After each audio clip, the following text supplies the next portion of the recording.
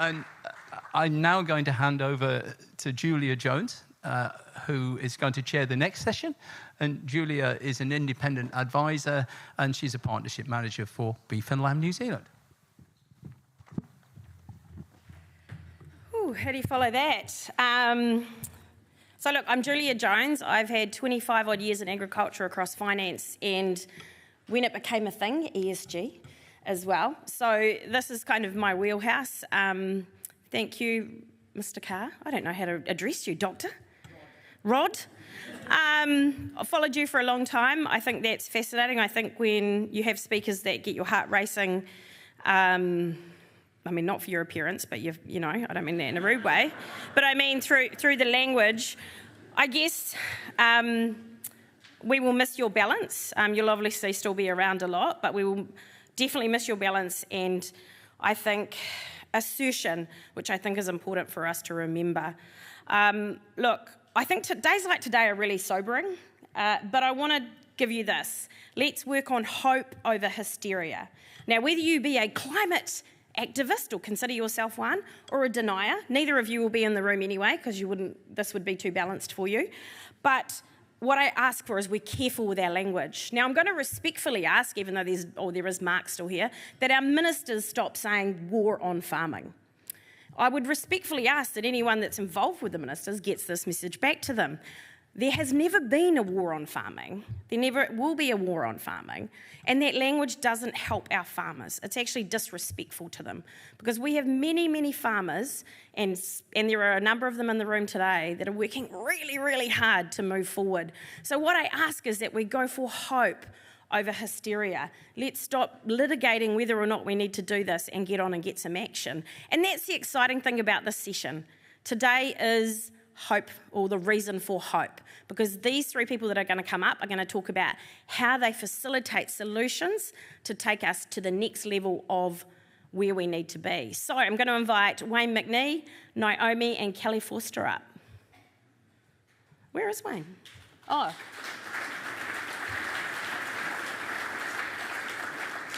Now, each person is going to do a presentation, and then we are going to have a question session at the end.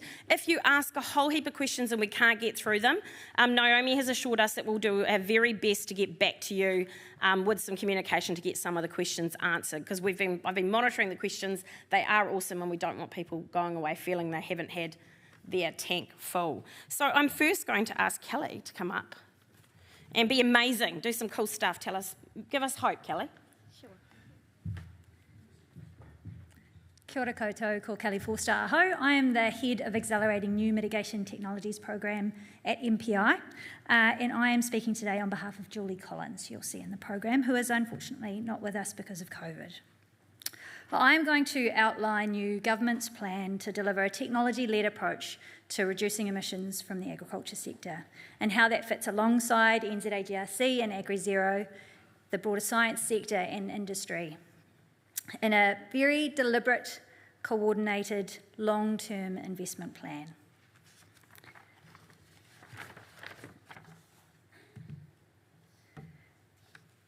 Why we need to act was very clearly set out by Jim Skeer this morning. What I am going to start with is how New Zealand needs to act, given our context.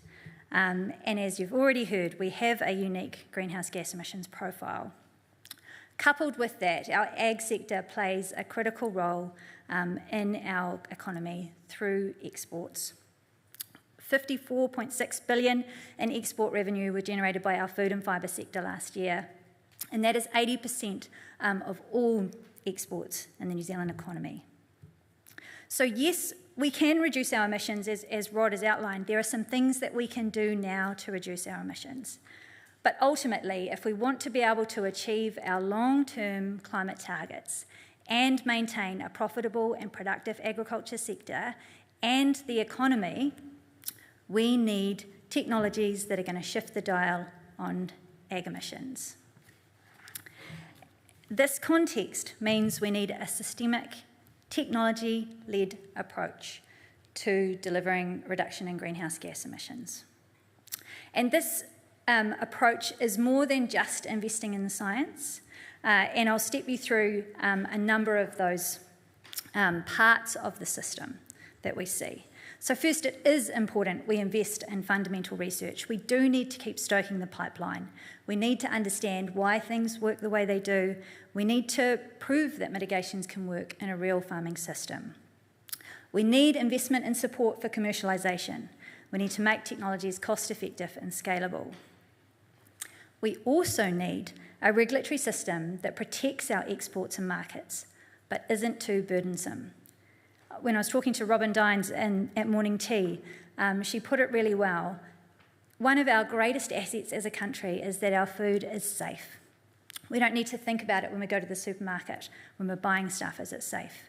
And so having a regulatory system that protects that is critical, but it can't be too onerous. We need farmers to be able to calculate their emissions on farm and know how a new mitigation technology is going to shift that emissions profile. We need technologies to be able to be counted in industry Scope 3 targets and meet the standards that underpin those targets. We need them to be included in our greenhouse gas inventory. We also need to proactively ensure market acceptance of New Zealand products where we have been using new mitigation technologies. And one of the levers we have here is the setting of MRLs and Codex, the international body that sets standards for food safety.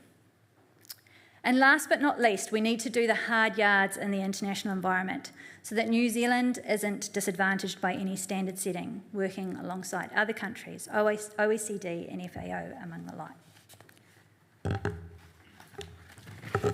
So how are we going on that plan? What I'm going to outline is just some of the highlights of how we've been working on that plan over the last 18 months, some of the big rocks.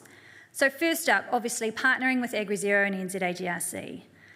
What have we done there? We've set up AgriZero, 50-50 Crown Industry joint venture, and together with industry, as you've heard already, committed $191 million over its first 4 years.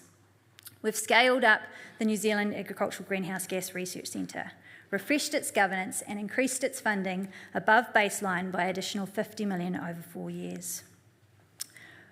We, MPI, have also directly invested in some early investments in promising technologies in advance of AgriZero being set up, and to address infrastructure and capability bottlenecks across the R&D pipeline.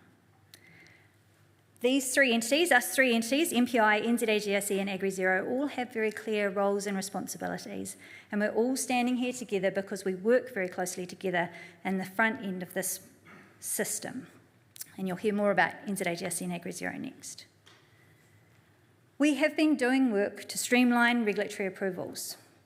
We've made changes to enable minimum efficacy data requirements for an ACVM approval. You will have seen there's been some updated guidance, and that guidance will be updated further next year. We've upped the capacity of the EPA to assess inhibitors under HASNO when that's relevant. We're exploring exemptions for low-risk inhibitors and the ability to reference approval work overseas. And we're working with the Ministry of Regulation on the review of ACVM and HASNO. We've raised the profile of inhibitors in Codex with the ultimate goal to support the prioritisation of their assessment, an example of which is bromoform is now flagged as a compound for priority assessment at its relevant Codex committee. We've worked with the sector to develop and implement a standardised farm-level emissions calculation methodology. You'll hear more on this from Nick Donald later today. But this methodology is closely linked with the national inventory but delivered at a farm level. And it doesn't just look at the science and how to do an accurate estimation of emissions at the farm level, but it's practical. What data do farmers have that can be easily collected and verified?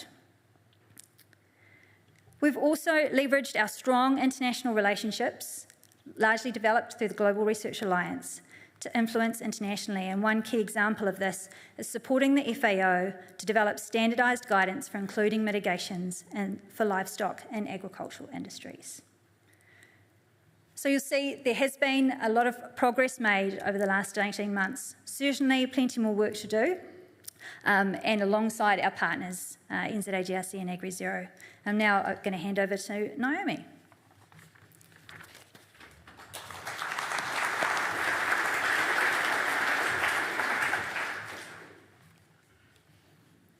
Thanks, Kelly. It's now my pleasure to provide you with an update on the New Zealand Agricultural Greenhouse Gas Research Centre and our role in the New Zealand effort to accelerate the availability of emissions reduction solutions.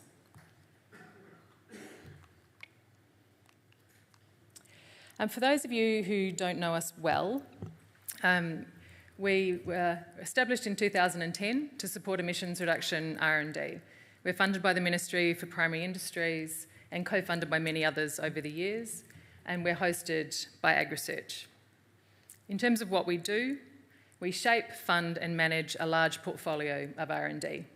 We build capability and critical infrastructure. We partner and influence others, both domestically and internationally, to achieve our goals. We carefully track progress in mitigation solution development, and we work hard to strengthen New Zealand's reputation in ag emissions mitigation research. When we were first started, we had an annual budget of around $5 million. Following the increase that Kelly mentioned earlier, we now invest around $30 million per annum in our mission. When this journey started, we really didn't know whether the complex challenge of reducing ag emissions was possible, but we are making progress. And here's some just very quick examples. The research that we've funded or supported over the years has shown global similarity in the rumen microbiome, which means that global solutions are possible. It's shown that low methane genetics are heritable, so low emissions breeding is possible. It's shown that chemical compounds can inhibit methane production in the rumen, so inhibitor products are possible. And it's shown that you can induce an immune response to methane-producing organisms, which has shown that a vaccine is possible. Our challenge has not changed. Tools in the hands of farmers as soon as possible. Our ag emissions are still more than half of New Zealand's emissions. Methane and nitrous oxide from livestock are still our biggest targets, and we still need to mitigate the impacts of climate change. Same challenge, but greater urgency, year on year.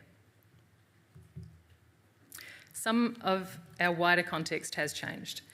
We now have AgriZero as our strategic partner. AgriZero has a much stronger commercial focus, enabling us to focus with our laser sharp on R&D. The role of trade and market drivers continues to grow, with these organisations and many others setting ambitious targets, and we'll hear more about that later today. The international funding environment has also changed significantly. There are a lot more players and greater collaboration and partnership potential. Others have the same ambition and urgency that we do. Ultimately, our vision is a healthy environment, thriving farmers, and delivering on New Zealand's agricultural emissions commitments. To achieve this, we have 6 objectives. Firstly, cracking the fundamentals. This is our more basic research, looking at things like the potential for rumen adaptation to inhibitors. It also includes an annual innovation fund to help identify new solutions. Driving for proof of concept is what it says on the box, including our inhibitor and vaccine programs, some of which are now co-funded with AgriZero. Accelerating low emissions solutions is where we've demonstrated a tool works. We focus here on accelerating this.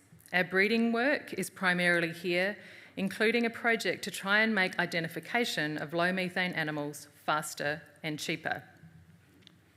Making low emissions farming a reality is our systems-focused work, taking a more holistic view of emissions reduction and including most of our programs targeted to Māori needs and outcomes. Ensuring a strong enabling environment is our activities aimed at ensuring that neither infrastructure or human capability are an impediment to our progress. And supporting New Zealand's global leadership is the work we do to support the Global Research Alliance on Agricultural Greenhouse Gases and our direct international partnerships. So, what does this look like in practice? This is hard to read. This last slide really summarises some of our key programs, and particularly those within our first 4 objectives. It highlights the breadth of our portfolio, which is a deliberate risk management approach. The grey indicates programs that will transition to a commercial environment if we pass our critical stop-go points. You will hear a lot more about this work from our Chief Scientist, Harry Clark, tomorrow, as well as in a number of talks in the Progress on New Solutions session. So I'll leave the details to the fabulous scientists that we support. We are making good progress. And it is exciting to be able to almost see the light at the end of the tunnel on some of these programs that have taken so much effort from our many research providers. But we need to keep our foot to the floor, and that's what we are doing. Thank you.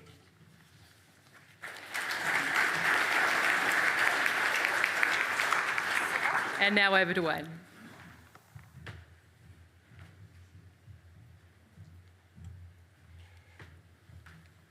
Kia ora tātou, ko Wayne McNee taka wingua. It's a pleasure to be here today. I was at the one last year in February and we'd just started, so great to see the progress that has been made.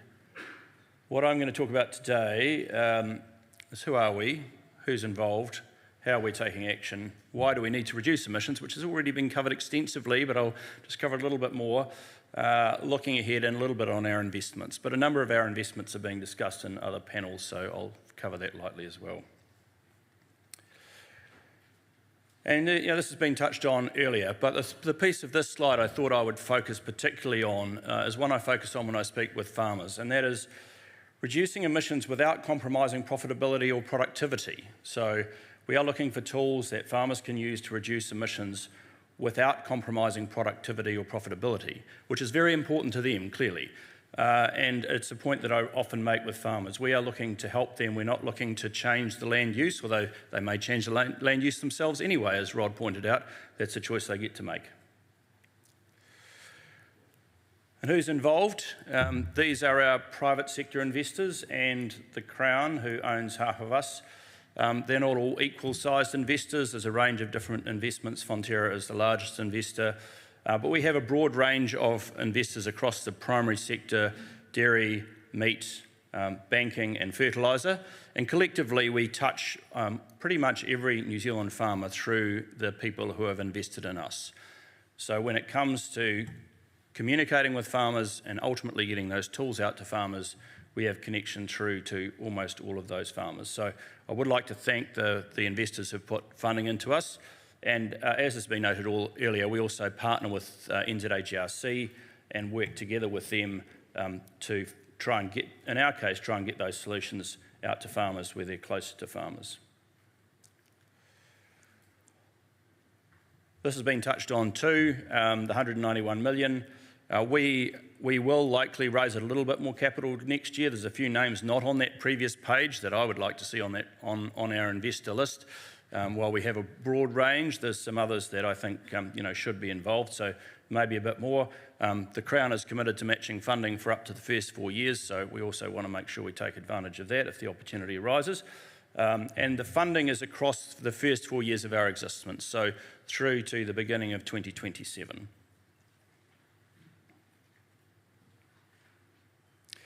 We work in these three areas, so just quickly, strategy and engagement. By the way, there's 14 of us in our team and most of us are here, so you'll get a chance to talk to people from AgriZeroNZ across the couple of days. Strategy and engagement, which is working very closely with the regulator, MPI, EPA, working together to look to streamline a regulatory framework so that we can get these tools in the hands of farmers more quickly. And yes, we must have safe and effective food, but we also need to reduce emissions, so there needs to be an appropriate balance there. Working with global partners as well, other investors, other regulators, other governments, etc., to make sure that we're all working to push in the same direction.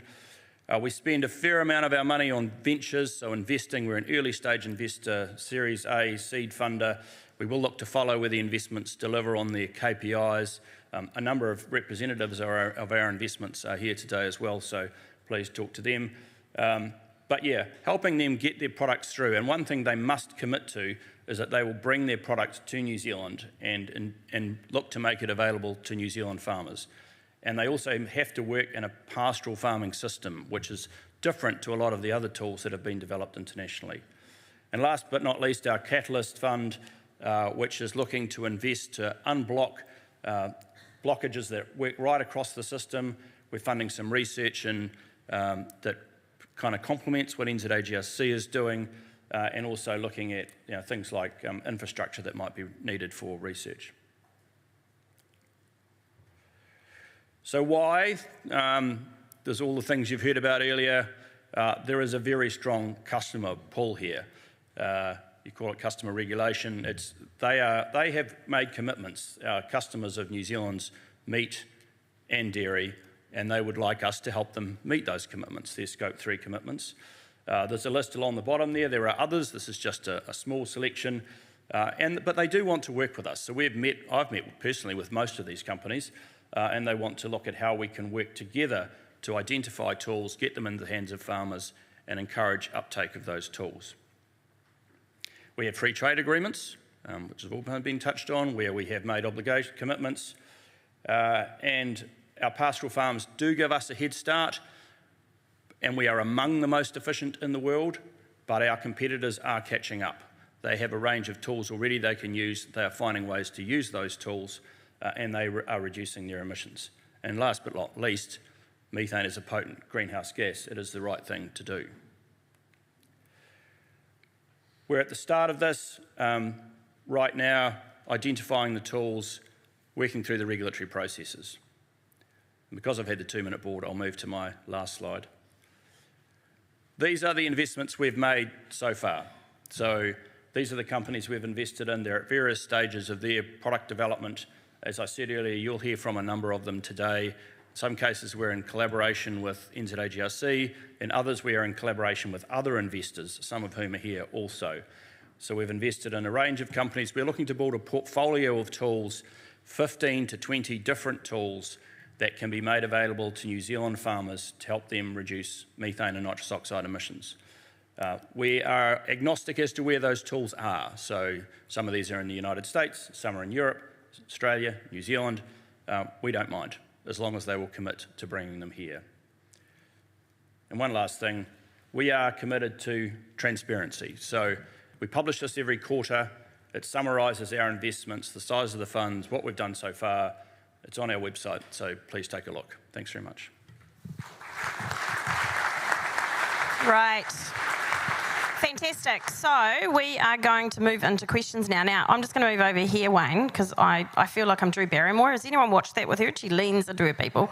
And as fun as it is to make you uncomfortable, it's not appropriate. It's, I know, but I'm going to start touching you and stuff. It's going to get weird. Look, I guess the key question here to start with maybe is there duplication between your three organisations? Is there a risk of spending lots of money on the same thing? I'll kick off. So the answer is no. We are a well-coordinated team. We do work really closely together. We do have clear roles and responsibilities. There's obviously going to be some things in the middle. So we work really closely together to kind of figure out who is the right organisation to take this forward faster. And perhaps I'll add, there is an overarching governance group which meets regularly, which is coordinated by MPI, and we talk every week on who's doing what, where, make sure that we're working together and not crossing over, as you said. Yeah, we may invest in similar areas, but they will be funding different aspects of those. Now, you sort of talked a little bit about getting fast solutions, and we know we need them fast. Is there a risk of hitting the wrong solutions or going in the direction or not, I guess, maybe researching enough if we go too fast? So I can kick off with that one. Faster has to also be better. So we are absolutely focused in all of the R&D that we fund on ensuring that the tools and technologies that we're supporting are safe for the consumer, are good for the farmer, they're practical and cost effective, there are no animal welfare issues, they're great for our markets. So we can't afford to go to not be better and faster. Perhaps I'll add, we have a set of criteria that we consider when we invest in pretty much the ones that you just laid out, actually. But clearly, farmers will need access to tools to reduce emissions, though. You can see what's happening in the rest of the world. If we don't have access to those tools, then other countries will pass us. So it's important that we focus our investment in areas that will work in a pastoral farming system, but yes, meet all of the criteria that were just outlined. They have to be safe for humans, animals, they have to be cost effective, etc. Lots of checks and balances. Yeah, cool. Kelly, have you got anything you wanted to? Well, no, only that it's no accident that we've got the same set of criteria. The precursor to this program was the Biological Emissions Reduction Science Accelerator, which led to the Biological Emissions Science Reduction Plan, which set out a prioritisation framework, which has then informed the criteria that NZAGRC and AgriZero have taken forward. So it's no accident that the criteria are the same. Now, Kelly, there's a question here for you. The standardised farm level emissions calculation methodology has been mentioned a lot today, but what requirement will there be for its uptake? If not mandatory, it will die on the vine. It won't be dying on the vine. The team has been working really closely with processors. So we know that, if it's not regulated, farmers aren't going to go out and do it. They've got other things they need to do with their time.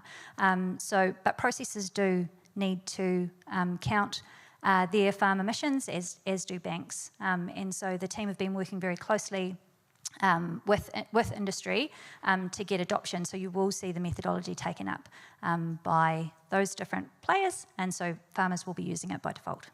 Awesome. Now, look, this is sort of aimed at you, Naomi, but I think it's probably you and Wayne, just over the consumers' concern of the use of Bovia feed additive over the weekend. Just how are you tracking and making sure, because it's a difficult one, right? It's an intersection of making sure we get, I guess, the wider public understand as well as getting the emissions part of it right.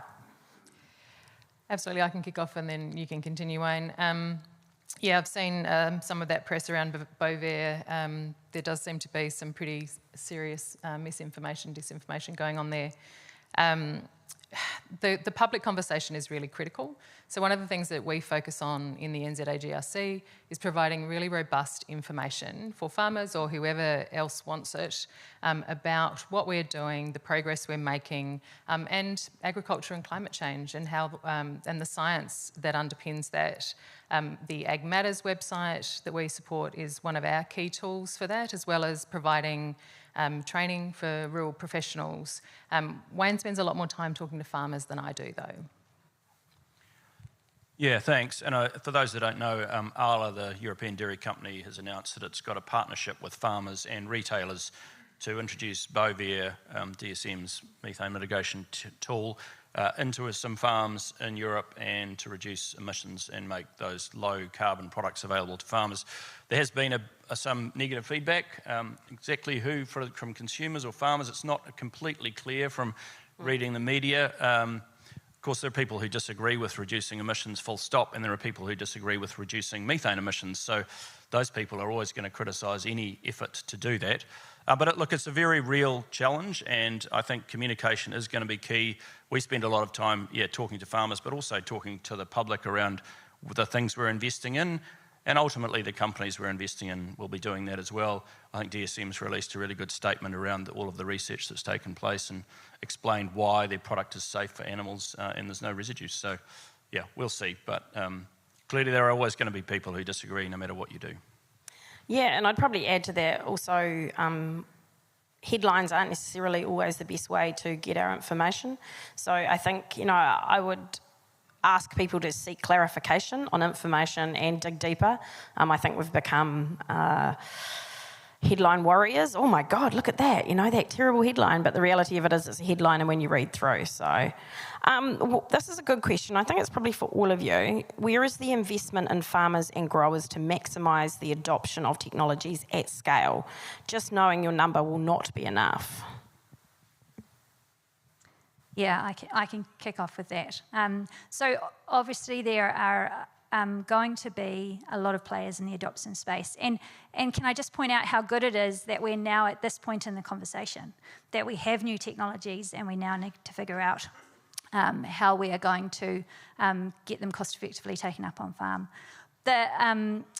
We don't have all the answers yet. We have a dedicated session with you all at the end of tomorrow to kind of talk about adoption. But there are obviously some different levers that government and the others up here have to pull.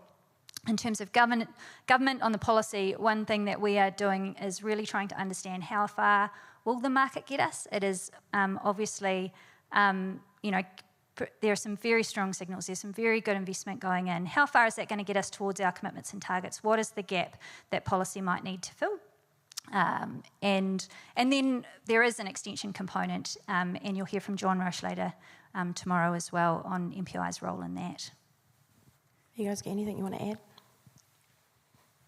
Yeah, I mean, it's obviously going to be really important that that farmers understand what the tools are that are available to them. They understand how to access those tools.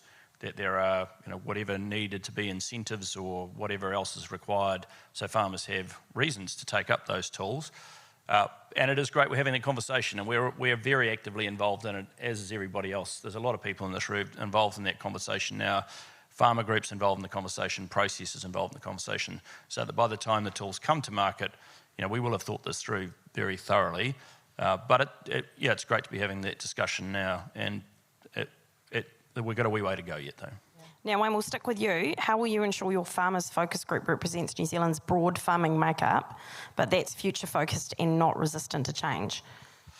So our farmer focus group, a group of 12 farmers that had their first meeting last week, as it happens, we'll be announcing who they are and releasing all the information about them in the next couple of weeks. So we've looked for a range of farmers from different geographic areas in New Zealand, from different farming systems, from different types of farming, and I think we achieved that. I was at the meeting on Friday, and really positive engagement with a group of farmers who are really focused on helping find solutions and helping us understand how we can work more effectively with farmers. I'm actually good friends with one of them, and she's probably one of the most progressive people you'll come across, but also the most practical, and is on the tools and in business, and I think she's speaking tomorrow. I probably shouldn't say that because it's probably a secret who they well, you won't know who she is. There'll be lots of she's speaking tomorrow. From what I can tell, it's a really positive group. Now, we're running out of time, and I've got to pass over to Wayne in a minute, so I'm going to wrap it up before I get in trouble. I'm a bit awkward because my wee thingy stopped working over there, so I had to move over here, and then I had to offend Wayne, and it's just business as usual, really, isn't it, Wayne? Yeah, you thought you got away from me. Look, I think the things to remember is it's investment.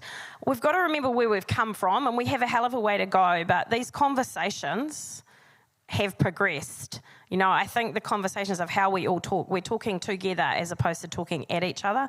I think there's still a level of maturity required from within the agricultural sector, and I say that as someone in the sector, around these conversations, so that we understand that it's not an attack, it's literally a reality of the future. We've got to remember that there is a customer, right? You've got to have someone buy your stuff, and you've got to be able to get your stuff into the borders.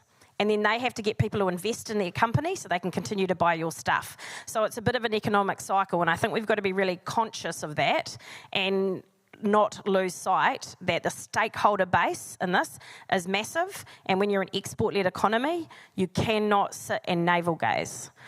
Thank you so much. I'm just going to reiterate hope over hysteria, and let's look for solutions, and a huge round of applause for these amazing humans.